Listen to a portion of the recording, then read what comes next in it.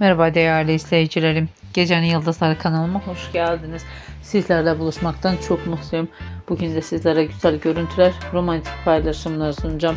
Paylaşımlarım Erkan Meriç ve sevgilisi Yağmur Öztürk'ten olacak.